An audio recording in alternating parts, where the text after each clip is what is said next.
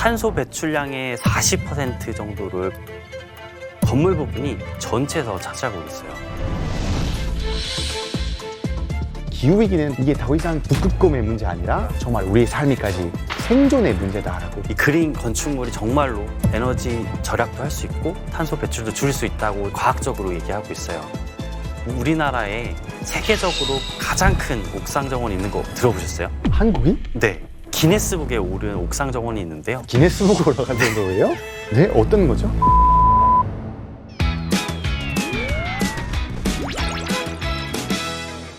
한국과학창의재단과 함께하는 과학 읽어드립니다. 안녕하세요. 저는 벨기에에서 온 환경 사랑하는 주리안입니다. 봉슈! 기후위기를 극복하기 위해 세계 곳곳에 다양한 캠페인을 시도하고 있는데요. 전 세계가 함께하는 캠페인이 있습니다. 바로 Earth...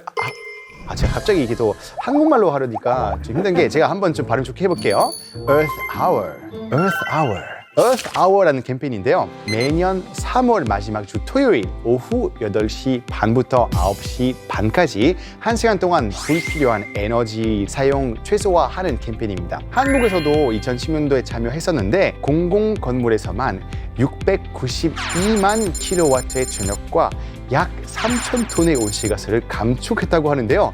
112만 7천 그루의 어린 소나무를 심는 효과와 동일하다고 합니다. 우리에게 어두운 한 시간이 지구에게 꼭 필요한 휴식의 한 시간이 되었다는 생각이 듭니다. 이렇게 지구촌 사회가 기후위기 극복을 위해 실질적으로 어떠한 노력들을 하고 있는지 TVND 채널 Field Science의 준우승자이신 한국건설기술연구원의 이종원님과 함께 심도 있게 알아보는 시간 갖도록 하겠습니다. 안녕하세요. 안녕하세요. 한국건설기술연구원의 이종원 연구원입니다. 기후변화가 점점 심화될수록 에너지 빈곤층을 지키는 따뜻한 AI를 통해서 작은 관심이 지구도 지키고 우리 주변의 이웃도 지킬 수 있습니다. 필드 사이언스 강연 제 솔직히 되게 인상 깊게 봤었거든요. 감사합니다.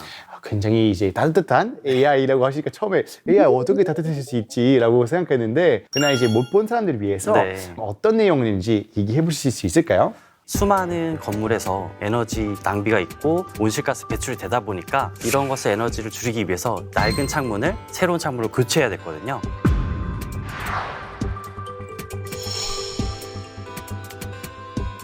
제가 AI 플랫폼을 개발했습니다.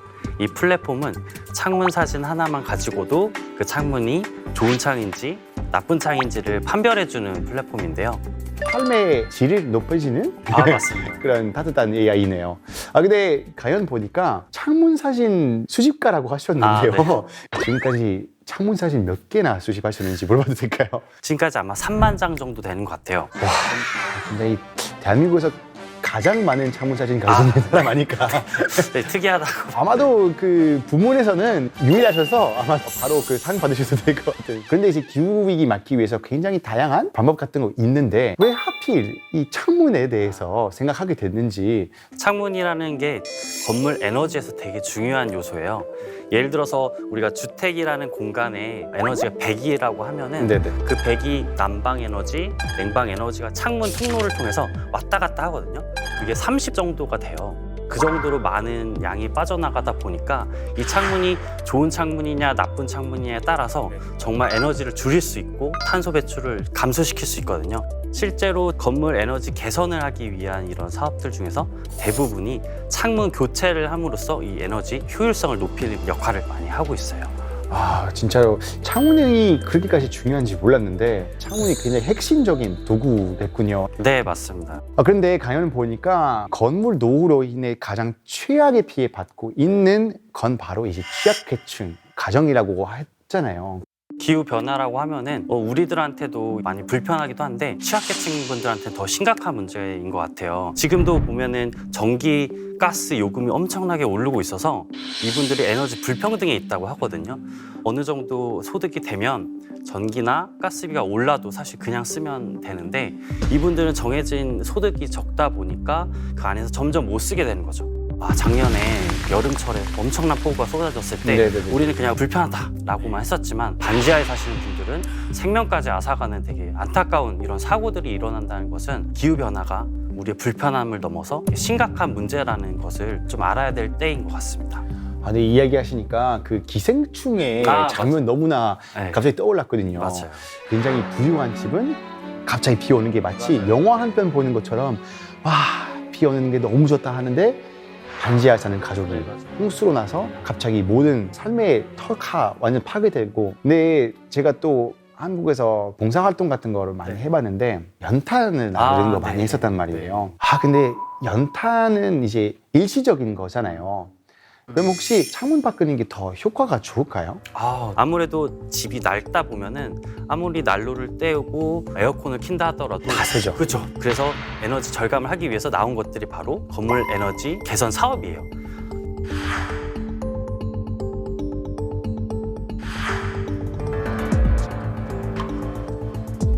건물 에너지 효율 개선 사업들 같은 경우가 에너지 빈곤을 해소하는데 되게 좋은 사업이다. 실제로 연구적으로도 보면은 시공 전과 후를 봤을 때 23%나 에너지 절감을 할 수 있다라고 얘기를 하고 있고요.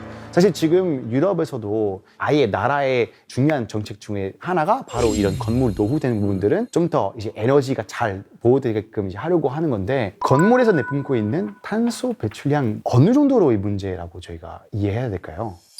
통계를 보게 되면은 건물 부분이 37%나 전체에서 차지하고 있어요. 실제 그 37%에서 우리가 집에서 그냥 에어컨 쓰고 난방 쓰고 냉장고나 조명을 그냥 켜는 운영 단계의 이런 에너지가 27%고, 그리고 건물에서 지을 때 그리고 폐기할 때 나오는 게 10% 이렇게 많이 나오고 있어요. 그리고 우리나라만 보더라도 건물 부분에서 탄소 배출량이 1억 8천만 톤. 전체 탄소 배출량 중에서도 24.7%나 차지하고 있습니다. 거기다가 서울시를 보게 되면 네네. 전체 탄소 배출량 중에서 거의 70% 이상을 건물에서 탄소 배출량이 나오고 있다는 통계가 있을 만큼 건물 에너지가 되게 중요하고 이슈가 되고 있습니다. 또 이제 기후위기에 대한 얘기를 할 때 항상 붙어서 다니는 네. 콤보 단어가 있는데요. 바로 탄소 중립인데요. 네. 탄소 중립이라는 것 자체가 대기 중에 탄소가 있으면 그 있는 만큼의 흡수해서 그 상태를 제로로 만든다. 이 탄소 자체가 지구 온난화의 주범이기 때문에 파리 기후 변화 협정을 통해서 전 세계의 수많은 국가들이 기후 동맹을 통해 우리가 2050년까지 탄소 중립을 하자라는 것이 이슈가 됐습니다. 그래서 우리나라에서도 2020년 10월에 이런 탄소 중립을 해야 된다라고 천명을 했고요. 두 달 뒤인 12월에는 탄소 중립 추진 전략까지 발표를 한 상황입니다. 그렇다면 우리가 이제 그 기후위기 극복하기 위해서 세계 각국들과 그 한국도 이 건설 부분에서는 어떤 노력과 활동하고 있는지 되게 궁금해지거든요. 네. 우선 전 세계적으로 이런 탄소 중립을 주도하는 국제기구가 있어요. 그게 바로 국제에너지기구인데요. 여기서 2021년 5월에 넷제로 바이 2050라는 로드맵을 이제 발표를 했습니다. 전 세계적으로 어떻게 하면 우리가 건물 부분에서 탄소 중립을 이룰지에 대해서 제시를 했는데요. 이제 우리나라도 로드맵을 따라서 2021년 12월에 국토교통 탄소 중립 로드맵을 제시했습니다. 여기서는 여러 가지가 있지만 크게 두 가지만 말씀드리면, 일단 새로 건물을 지어야 되잖아요. 이거를 아예 지을 때부터 제로 에너지 건축물로 짓자.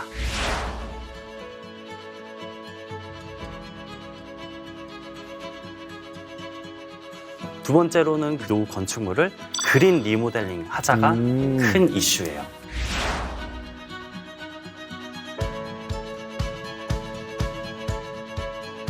많은 사람들이 그린 모델링에 대한 관심도 많이 퍼지고 있다고 알고 네. 있어요. 그런데 도시에 지어진 이제 그린 건축물이 탄소 중립과 에너지 절약 면에서 도움이 많이 될까요? 2014년에 이탈리아 밀라노의 보스코 베르티칼레라는 건물이 세워졌어요. 이제 건물 외관이랑 속 안에다가 되게 많은 나무들이랑 이제 식물들을 심어 놓은 거예요. 세계 10대 건축물로도 한번 뽑힌 적이 있을 정도로 되게 유명한 건축물이에요. 유럽 도시들 중에서 밀라노가 오염도가 높다 라고 알려져 있거든요. 그래서 밀라노에서 어떻게 하면 건물 부분에서 그린 건축물을 해서 에너지를 줄이고 좀 친환경적으로 도시를 바꿀 수 있을까라고 해서 탄생한 건물이에요. 나무들이 겉에 많이 초록색으로 심어져 있다 보니까 여름철에는 이제 고도가 높아서 햇빛이 들어오는 것을 나무가 막아주고요. 여름철에는 온도를 좀 낮춰주고 또 겨울철에는 찬바람이 부는 것을 또 막아주니까 그만큼 좀 따뜻할 수도 있고요. 그리고 이 나무들이 호흡을 하니까 거기서 이제 공기 정화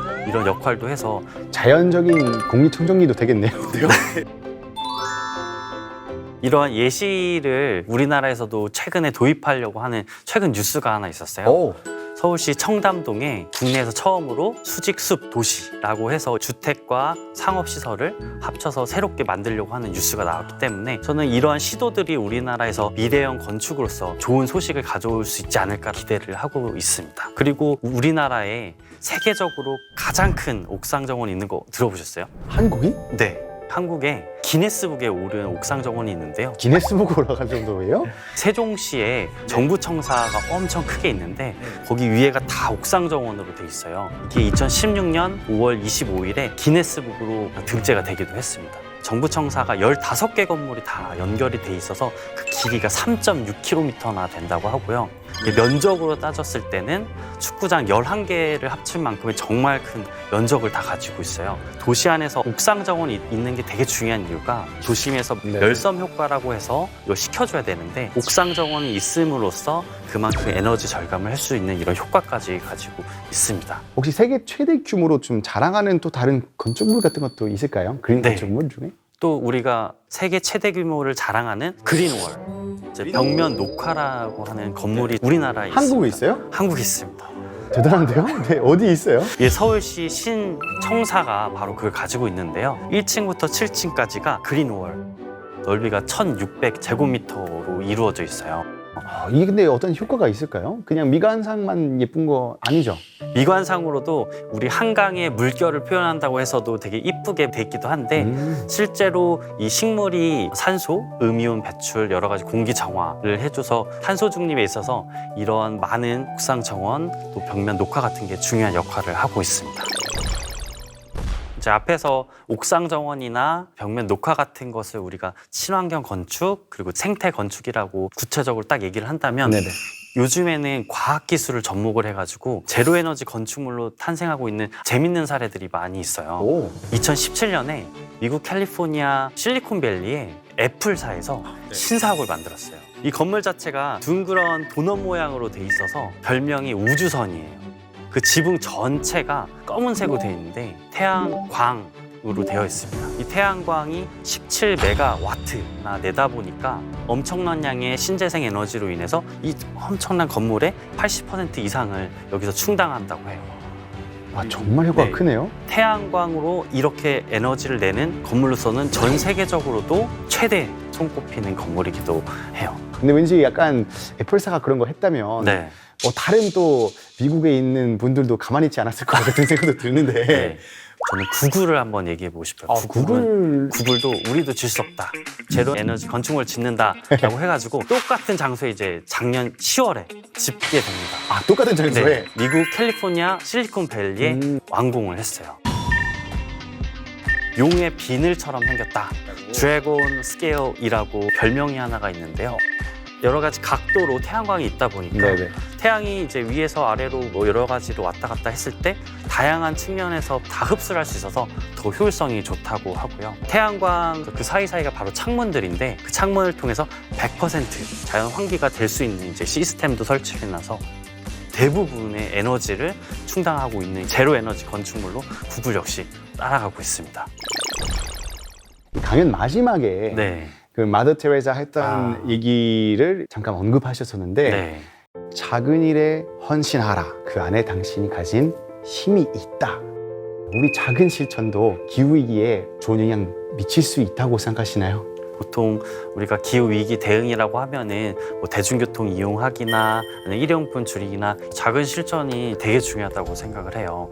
문제는 이런 작은 실천들이 큰 시너지를 내기 어려운 점이 있는 것 같아요. 아무래도 너무 큰 기후 변화 그리고 기후 위기가 일어나다 보니까 이런 작은 실천들이 새롭게 솔루션을 만들기 위해서는 네네. 저는 과학 기술이 같이 접목이 돼야 된다고 생각을 해요. 실제로도 제가 했던 연구가 연탄이나 도시락을 날라주시는 사회봉사자 분들이 AI 기술을 가지고 직접 데이터 수집에 참여를 해서 AI가 똑똑하게 만드는데 기여를 해주셨고 따뜻한 사회를 만드는데 증명했기 때문에 같이 이해를 하고 함께 아이디어를 낸다면 실제로 우리가 다 같이 기후변화에 대응할 수 있고 또 문제를 해결할 수 있다고 저는 믿고 있습니다. 기후위기라는 게 복잡한 문제라고 생각 많이 하시는데 사람들이 쉽게 이해할 수 있게끔 혹시 정의해 보실 수 있을까요? 저는 기후위기는 다이어트다. 다이어트? 네, 또 새해가 시작됐으니까 네. 다이어트를 새해 목표로 하시는 분도 많을 텐데 많을 것 같습니다. 저도 항상 다이어트를 목표로 하지만 내년에 이맘때 물어보면 그때 초콜릿 케이크 하나 덜 먹을 걸 막 이렇게 후회를 할 것 같기도 해요. 기후위기에서도 에너지 다이어트, 일회용품 다이어트가 되게 필요한데 우리가 이런 캠페인이나 강연을 들으면서 동참하겠어 하지만 항상 그게 잘 안 되잖아요. 그렇죠. 하지만 다이어트라는 게 원래 하루 만에 되는 건 아니잖아요.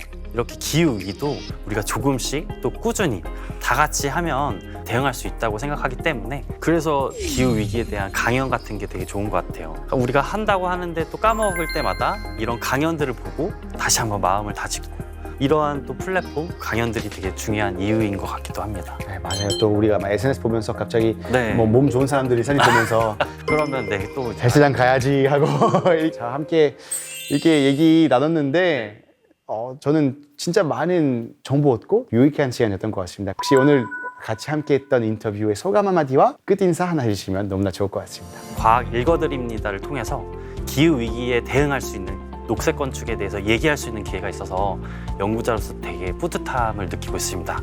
기후위기 대응을 위해서 시민들이 직접 참여하고 행동할 수 있는 과학기술의 장을 만들어 나가는데 제가 녹색 건축가로서 되고 싶은 게 제 꿈이고 더 많은 기회로 볼 수 있었으면 좋겠습니다. 감사합니다. 한국과학창의재단과 함께하는 과학 읽어드립니다. 한국건설기술연구원 이종원 연구원님과 함께 해왔는데 와 진짜 이 창문 하나로 이렇게나 우리가 기후위기와도 살 수 있다는 것을 오늘 알게 돼가지고 저에게 또 하나의 무기가 생긴 것 같아가지고 많은 사람들도 아마도 오늘 그 영상 보시고 집에 있는 창문 한번 보시지 않을까라는 생각이 듭니다. 앞으로 기후위기 막기 위해서 이 영상에 많은 댓글 남겨주시고 많은 좋아요 누르시면 더 많은 사람들이 이 영상 보고 기후위기 좋은 영향을 질 거니까 여러분들도 실천해 주실 거죠? 바이바이!